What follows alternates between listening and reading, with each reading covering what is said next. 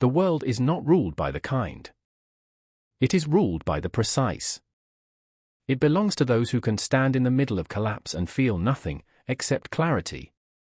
While others panic, negotiate with their feelings, or search for meaning, a smaller group calculates. They do not ask how this feels.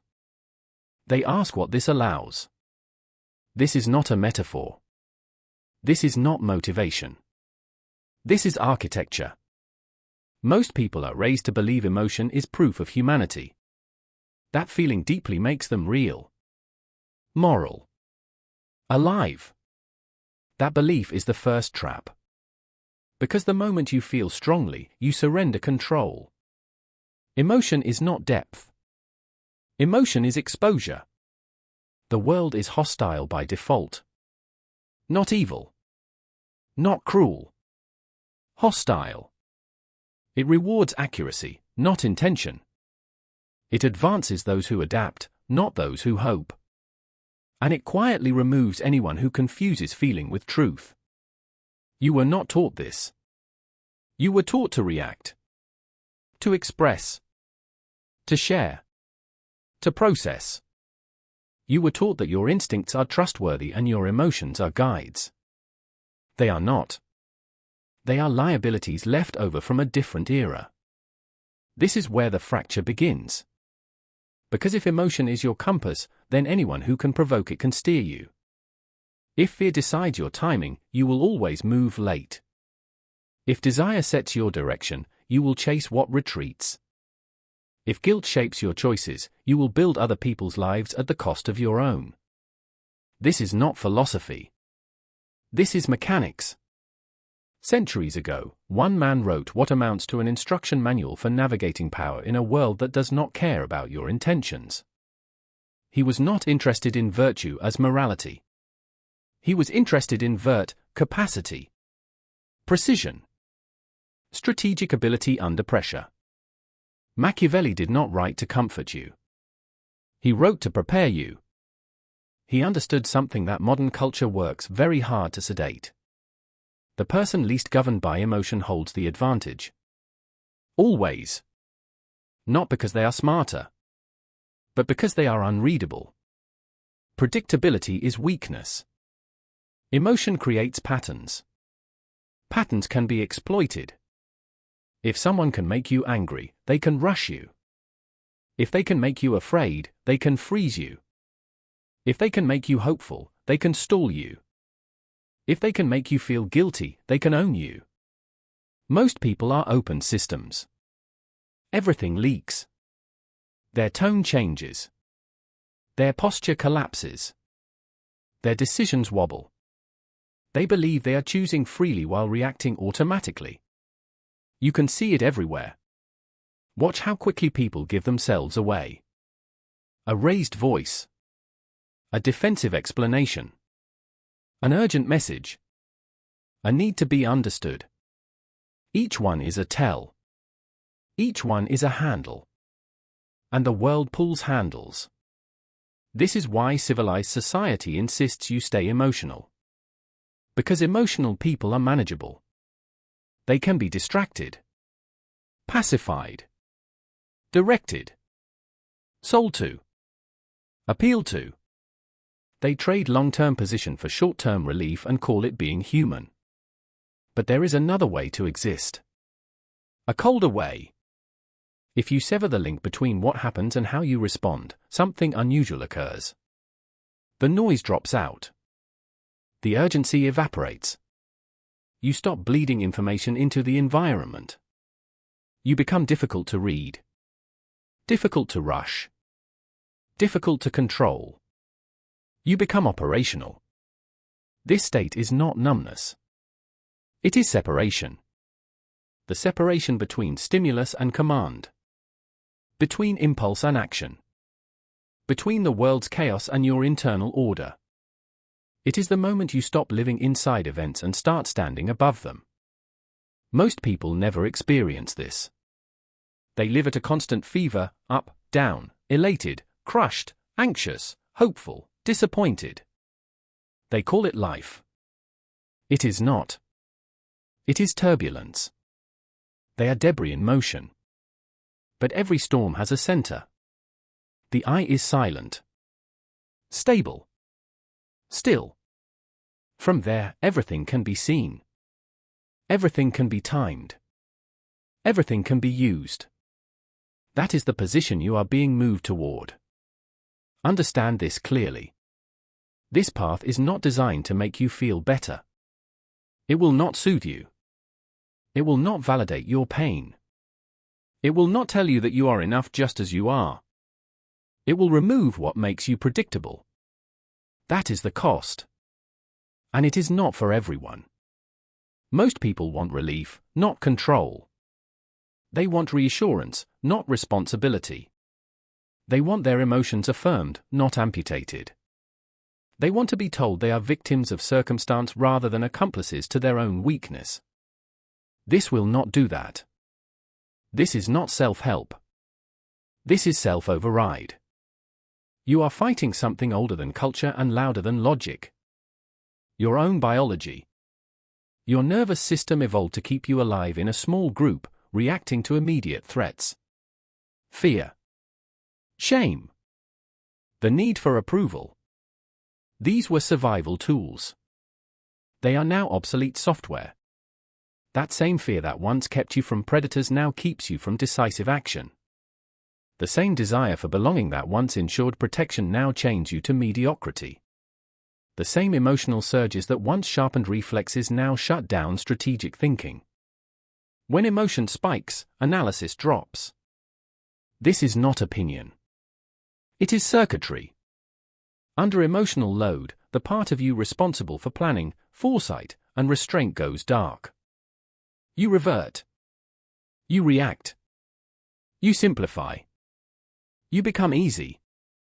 Machiavelli saw this long before neuroscience put names to the parts. He observed that leaders who governed from feeling did not last. They mistimed decisions. Trusted the wrong people. Hesitated when they should have cut. Spoke when they should have waited. They died confused. The world has not changed. Only the language has. If you are emotional, you will be managed by those who are not. If you are reactive, you will be played by those who wait. If you need to be liked, you will be owned by those who withhold approval. This is the first truth. Everything that follows builds from it.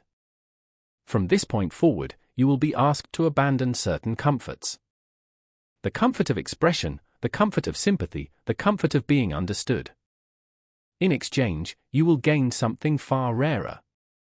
Control. Not over others, yet. First, over yourself. If you are still listening, it is because part of you already knows this. Part of you is tired of reacting. Tired of explaining. Tired of feeling everything and controlling nothing. Good. That discomfort is not a warning. It is the signal that the old identity is cracking. We are going deeper next. The greatest enemy you will ever face does not live outside you. It lives inside your nervous system. It wears familiar names so you never question it. Instinct. Emotion. Hope. Empathy. The need to be seen. These are not virtues. They are control surfaces installed by evolution for a world that no longer exists. You are running ancient software in a modern war zone. And the software is malfunctioning. Every time you hesitate, every time you overthink, every time you feel a surge of emotion and call it intuition, the system misfires. It sends alarms when there is no danger. It locks your movement when speed is required. It floods your mind when silence would win. You think you are thinking. You are not. You are reacting. Biology was never designed to make you powerful. It was designed to make you survive long enough to reproduce. That is the brutal truth modern culture refuses to confront. Survival requires conformity. Power requires deviation. Survival rewards fitting in. Power rewards standing apart. Your emotions were calibrated for a tribe of 50 people, where exile meant death and approval meant safety. In that environment, fear kept you alive. Shame kept you compliant. Hope kept you waiting. Pity kept the group cohesive. Those same mechanisms now sabotage you. Fear no longer protects you from predators. It protects mediocrity. Shame no longer enforces cooperation. It enforces silence. Hope no longer sustains you through winter. It delays action indefinitely. Pity no longer preserves the group. It drains the strong to subsidize the weak. This is why emotional people feel exhausted. They are carrying outdated responses into situations that demand precision. They feel everything and achieve nothing. They mistake intensity for progress. The enemy is not feeling pain. Pain is data. The enemy is obeying it. The enemy is the reflex to act before thinking, to speak before calculating, to justify instead of deciding. This reflex makes you predictable. Predictability makes you manageable. Manageable people are not free. They are optimized for use. Watch how easily this works. Introduce uncertainty and the emotional mind panics. Introduce scarcity and it rushes. Introduce approval and it performs. Introduce rejection and it collapses. This is not a weakness of character. It is automation. And automation can be hijacked. Machiavelli observed this pattern relentlessly. He noted that people respond more to immediate pressure than distant consequences. They obey the present necessity. Hunger. Desire. Fear. Relief. That is why emotional populations are easy to rule and emotional individuals are easy to deceive. If I can control your emotional temperature, I control your behavior. Make you angry and I speed you up. Make you afraid and I slow you down. Make you hopeful and I suspend you between action and fantasy. Make you feel guilty and I redirect your resources. This is ownership without chains. You believe you are choosing. You are not. You are being triggered. This is why hope is so dangerous. Hope feels virtuous. It feels noble. It feels clean. But hope is passive. Hope is waiting disguised as faith. The person who hopes is not acting. They are postponing responsibility. They are standing still and calling it patience. Hope says maybe. Power says when. Hope says someday. Power says now or never. As long as you hope, you remain dependent on forces outside your control. That dependency keeps you harmless. Pity functions the same way. It pretends to be compassion while leaking authority. When you pity someone, you bind yourself to their failure. You slow your movement to match their pace. You carry weight that is not yours. You bleed resources to soothe your conscience. And the world does not reward this. It consumes it. Validation is the final leash. The need to be understood, liked, and approved of. This is the most sophisticated control mechanism ever installed in the human animal. A person who needs validation will betray their own interest to receive it. They will soften the truth. Delay decisions. Avoid necessary conflict. They will choose applause over outcome. And the world will applaud them while taking everything they have. These forces work together. Emotion fuels hope. Hope feeds delay. Delay invites manipulation. Manipulation reinforces fear.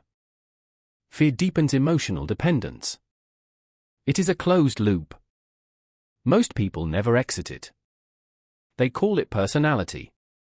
It is not. It is programming. This is why self-awareness alone is insufficient. Knowing you are emotional does nothing if you still obey the signal. Understanding the trap does not free you if you continue to react inside it. Insight without discipline is entertainment. The shift begins when you stop treating emotion as instruction and start treating it as interference. Noise on the line. Static in the signal. Something to be acknowledged, not obeyed. When a strong emotion rises, the untrained person asks, "What should I do?" The trained one asks, "Why is this firing now and who benefits if I respond?" That pause is everything. In that pause, biology loses control. Strategy enters. This is where separation begins. You are not trying to eliminate emotion. That is impossible. You are installing distance. Distance creates leverage. Leverage creates options. Options create power. Until you do this, you will keep fighting the wrong enemy. You will blame people, systems, circumstances, and timing. None of those are primary. The primary constraint is internal. And once you see that, you cannot unsee it. The moment you stop trusting your emotional impulses as truth, you take the first step out of the herd. The herd survives by feeling together. Power moves by thinking alone. This is the second truth. And it requires something most people refuse to do. It requires you to turn against your own instincts. Next, we replace them. To move forward, the old identity must be dismantled. Not improved. Not healed. Removed. What you think of as yourself is a collection of reflexes reinforced by repetition. Habits you did not choose. Reactions you did not authorize. Beliefs absorbed through proximity, not reason. This identity feels personal because it has been rehearsed for years. That does not make it true. It makes it familiar. Familiarity is the most effective prison ever built. The first operation is subtraction. Before you add power, you remove noise. Before you construct, you clear the site. This is where the zero state begins. Zero state is not calm. It is not peace. It is an absence. Absence of impulse. Absence of narrative. Absence of emotional momentum. It is the moment after the reaction has been delayed and before a new command is issued. Most people never experience this state. They move directly from stimulus to behavior. They live inside momentum. The zero state interrupts that chain. In zero state, nothing moves unless you decide it should. This is not detachment from reality. It is detachment from compulsion. You are not numb. You are neutral. Neutrality is rare. Neutrality is threatening. Neutrality removes leverage from anyone trying to provoke, seduce, shame, or rush you. When you no longer react automatically, the world loses its ability to steer you. This is why neutrality feels uncomfortable at first. Your nervous system interprets it as danger. There is no emotional script to follow. No social cue to obey. No instinct to outsource responsibility to.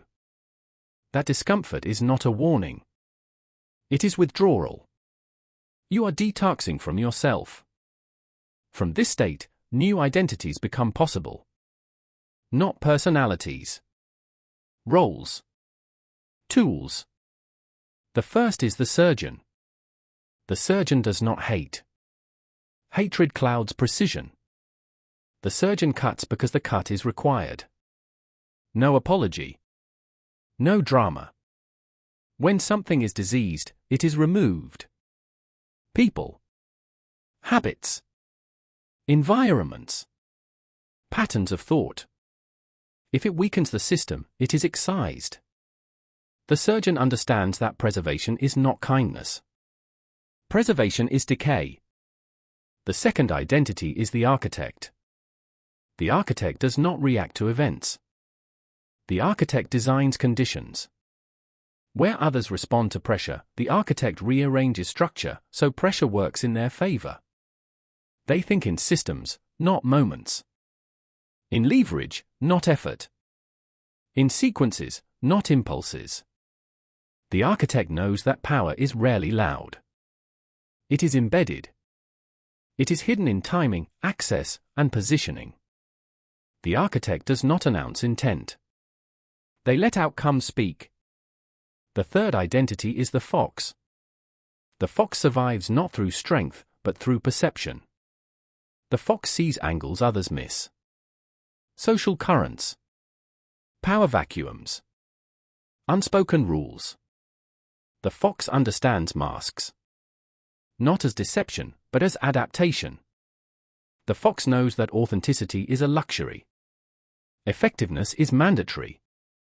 They show what is useful, hide what is vulnerable, and reveal truth only when it advances position. These identities are not costumes. They are modes. Activated as needed. Deactivated when unnecessary. The mistake most people make is trying to become one thing. Power requires plurality. Rigidity is fragile. Flexibility endures. The zero state is the switchboard that allows this. Without zero state, identity is sticky. You get trapped in roles you outgrew. You defend behaviors that no longer serve you. You confuse consistency with integrity. Integrity is alignment with outcome, not with habit. To enter zero state consistently, you must change how you relate to your inner dialogue. Most people believe their thoughts. They identify with them. They argue with them. This keeps them occupied and passive. The disciplined mind observes thoughts as signals, not commands. A thought appears. A feeling follows. The zero state does not respond immediately. It waits. Waiting creates separation. Separation creates choice. Choice is the foundation of power. In practice, this looks simple and feels brutal. Someone provokes you. You do nothing. Not because you are weak, but because reaction would give them control. An opportunity appears. You do not rush. You assess who benefits from your speed. Praise arrives. You accept it without inflation. Criticism arrives. You analyze it without collapsing. Silence becomes your default. Not because you have nothing to say, but because words are resources. Spent only when they move the board. This is why most people cannot maintain zero state. It costs them the emotional rewards they are addicted to. Expression. Venting. Being seen. Being validated. The zero state offers none of this. It offers clarity. Clarity is lonely. Clarity removes excuses. When you see clearly, you cannot pretend you didn't know. Responsibility becomes unavoidable. This is the trade. Comfort for control. Belonging for leverage. Emotional warmth for strategic cold. Once this switch flips, you cannot go back. The old identity will try to reclaim control. It will use nostalgia, guilt, moral language. It will tell you that you are changing, becoming distant, losing yourself. You are. That is the point. You are losing what made you manageable. The zero state is not the end. It is the platform. From here, behavior is redesigned. From here, power becomes repeatable. From here, you stop being a person things happen to and become someone who decides what happens next. In the next phase, we move from identity to action. Philosophy without behavior is decoration. Insight without execution is self-indulgence. Power only becomes real when it changes what you do under pressure. This phase is not about understanding. It is about installation. These are not suggestions. They are protocols. Followed consistently, they rewire how you move through the world. Ignored, everything you have heard so far remains theory. The first directive is silence. Not withdrawal. Not passivity. Silence as a weapon. Most people speak to relieve internal pressure. They explain to feel safe. They announce plans to borrow motivation from reaction. This makes them legible. Legibility makes you easy to counter. Stop narrating your intentions. Stop defending your choices. Stop clarifying your position. When you speak less, others reveal more. They fill the vacuum with assumptions, confessions, and projections. Information flows toward silence. Power accumulates there. The second directive is a delayed response. Speed feels strong. It is not. Speed is often panic disguised as confidence. When you respond immediately, you surrender timing. Timing is leverage. Introduce a pause between stimulus and action. Minutes. Hours. Sometimes days. This frustrates emotional manipulators and exposes their urgency. Anyone who pressures you to move faster than your analysis allows is signaling misalignment. Let them. Urgency is rarely mutual. The third directive is linguistic control. Words shape internal posture. Most people sabotage themselves with their own language. They say, I hope. I try. I feel. These phrases encode powerlessness. Replace them. I hope becomes I will or I am not doing it. I try becomes I execute or I stop. I feel becomes I observe. This is not semantics. This is a command structure. The mind follows the language of authority. Speak to yourself accordingly. The fourth directive is emotional amortization. Emotion spikes burn resources. They exhaust judgment. Instead of venting or suppressing, you spread emotional processing over time. Write. Walk. Sit in silence. Let the signal decay before acting. This prevents overcorrection and regret. Nothing important should be decided at peak intensity. The fifth directive is selective removal. Audit your environment. People, inputs, routines. Anything that consistently destabilizes you is not neutral. It is a liability. Remove it without ceremony. You do not owe access to your nervous system. Distance is not cruelty. It is maintenance. Systems that remain intact outlast systems that attempt to carry everything.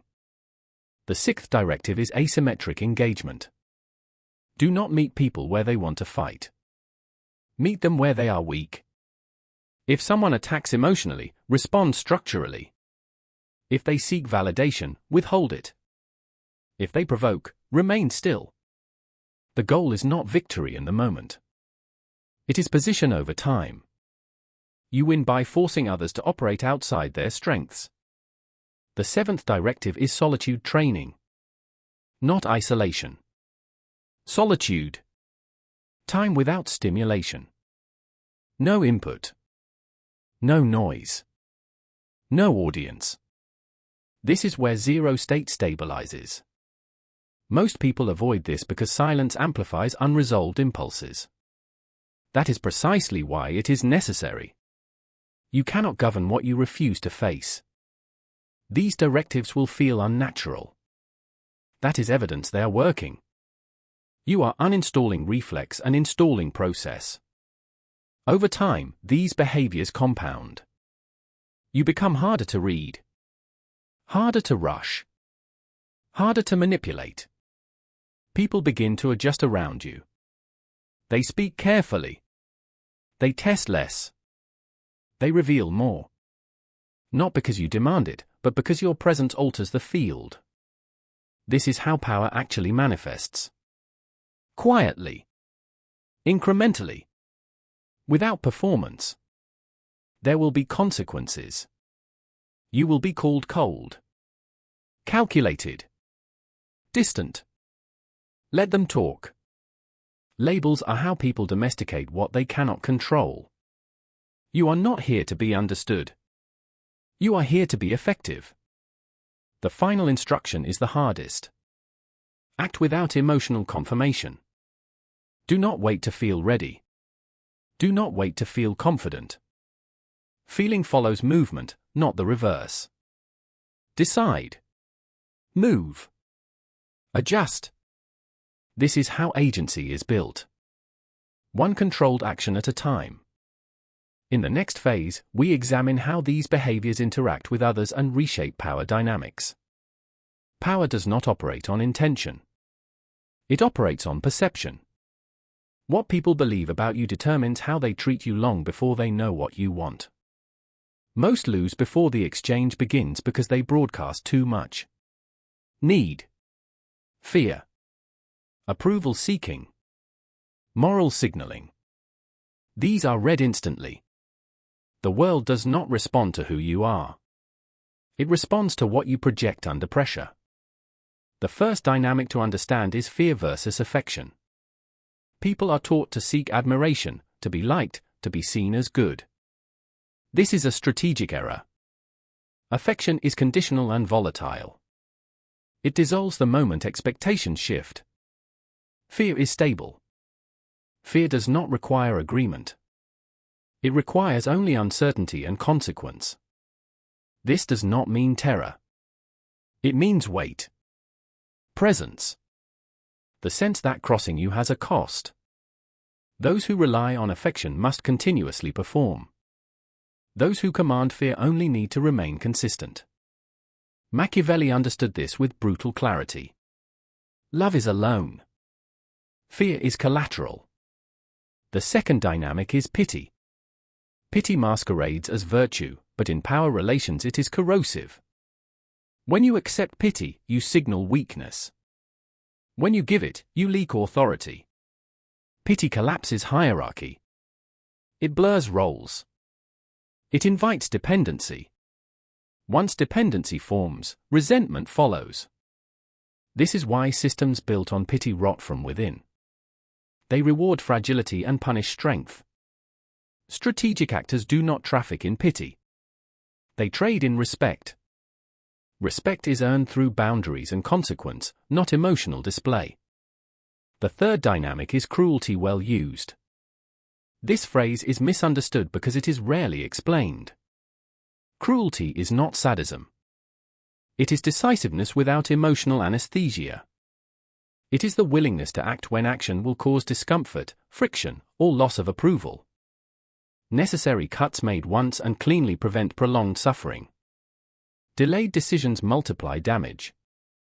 Indecision is the most cruel position because it extends pain indefinitely. The fourth dynamic is strategic narcissism. Not vanity. Not self-obsession. Strategic narcissism is the refusal to center others' emotions in your decision-making. You are aware of them, but they are not primary. Outcomes are primary. Structure is primary. Stability is primary.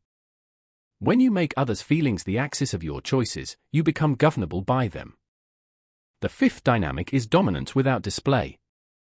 The most effective power is understated. Loud authority invites challenge. Quiet authority sets terms. When you do not explain, justify, or overreact, people sense depth. They project capability onto silence. They fill gaps with caution.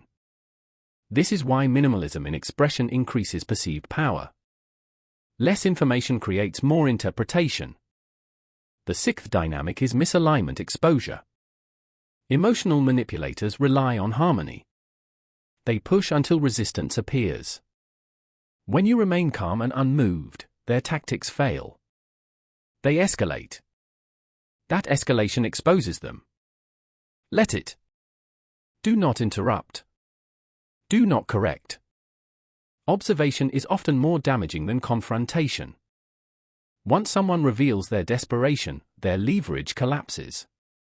The final dynamic is exit power. The ability to leave. Not theatrically. Cleanly. Without explanation. This is the ultimate leverage. People who cannot walk away are owned.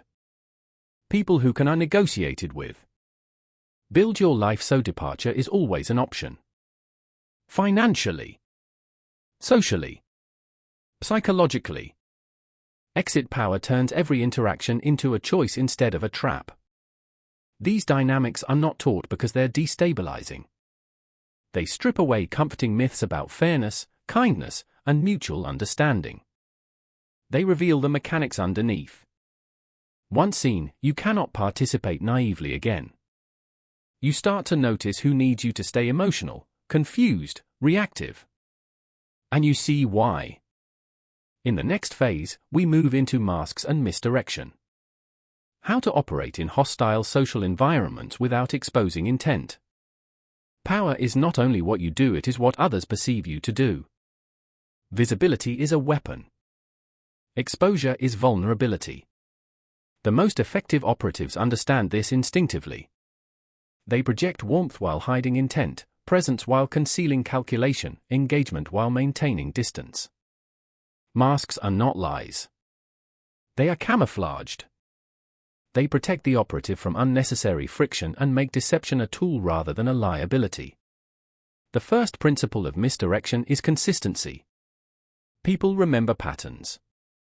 You want them to see a narrative you control. Smile when others expect anger. Remain calm when chaos erupts. Nod when others seek agreement. Your external signals create trust while your internal state remains a fortress.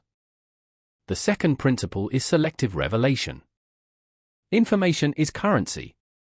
Most give it away freely. The operative hoards it. Speak only what advances position. Reveal nothing until leverage is secured. Let others fill gaps with assumptions. They will often overcommit in their guesses. This amplifies your advantage. The third principle is ambiguity. Humans fear uncertainty. When you maintain vagueness, people overthink. They anticipate moves that do not exist. They misallocate energy. They react to shadows. This is an asymmetrical advantage. The fourth principle is emotional masking. The eyes betray weakness. Micro-expressions are signals. Learn to control every nuance of posture, gaze, and tone. The predator moves quietly, reads the terrain, and acts only when conditions are exact. The fifth principle is reciprocal projection. Show the emotion others want to see. Their expectations dictate your performance externally. Internally, you feel nothing. This trains duality.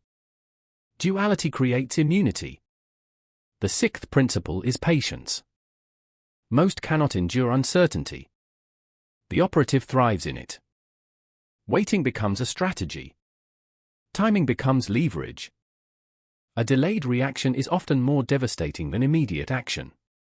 The seventh principle is environmental calibration. Surroundings shape perception. Space, light, sound, proximity, movement, all are instruments to manipulate others' assumptions. A single glance, a slight change in posture, the position you occupy, all communicate dominance or submission without a word. Master these principles and you become unreadable. People project their fears, desires, and expectations onto you. They act first. They reveal strategy without knowing they are doing so. You are always observing. You are always calculating. You are always 2 steps ahead. This is the apex of social power. Invisibility in plain sight. You walk among predators and they do not recognize you as one because they believe they understand you. Your mask is not a costume. It is a tool. Abandon it, and you are exposed. Maintain it flawlessly, and every interaction bends subtly toward your will. In the final act, we integrate identity, behavior, and environment into full operational dominance. This is where theory becomes an unshakable practice. All previous layers converge here. Identity, behavior, perception, and environment merge into a single operating system. You are no longer reacting. You are orchestrating. Every decision is filtered through zero state, executed with precision, and amplified by strategic misdirection. You move with intent, unseen and unstoppable.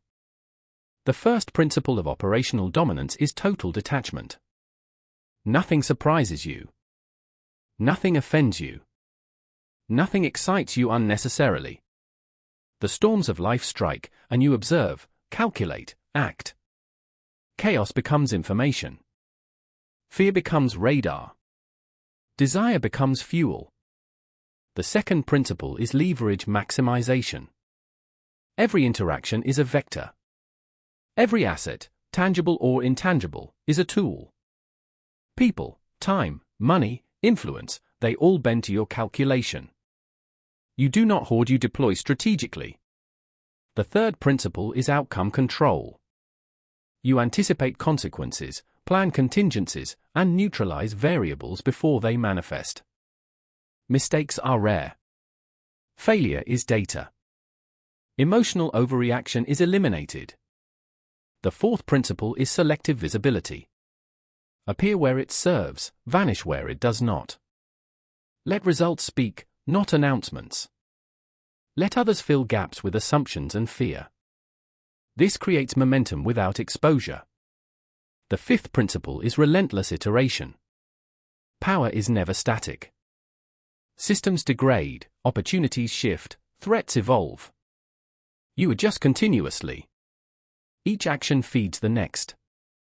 Each observation refines the strategy. Stagnation is vulnerability. The sixth principle is isolation mastery. Solitude is your ally. In silence, you maintain clarity. In detachment, you conserve resources.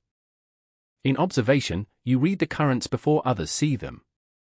The seventh and final principle is self-sovereignty. No validation. No permission. No external approval governs you.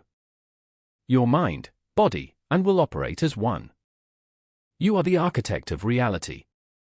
The world does not bend willingly. It tests, it resists, it deceives. You do not negotiate with the inevitable. You command it. This is the apex of the Machiavellian operating system. The zero state, the identities, the behavioral protocols, the masks, and the dynamics, they fuse into one entity. A calculated force that cannot be shaken by circumstance, manipulated by emotion, or predicted by observation. You are the observer and the executor simultaneously. You are the storm and the eye. You are invisible, untouchable, unstoppable. Most will never reach this. Most will reject it because it is lonely, because it strips comfort, because it demands sacrifice. But for those who endure, the rewards are total. Freedom, mastery, and the unassailable power to navigate any system. The world belongs to the cold. To the surgical. To those who do not flinch, who do not hesitate, who do not hope. You have stepped off the ledge. You are no longer a participant in the chaos. You are the orchestrator. The zero state is yours. Everything else is optional. Everything else is secondary. This is the ultimate initiation. The ultimate transformation. You are no longer who you were. You are power incarnate. Welcome to the apex. If you found this insight valuable, subscribe now to unlock more of these unfiltered strategies. Watch our other videos to continue your journey into mastery. Comment below with your observations and insights, engage with the ideas, share your experiences, and step further into the zero state.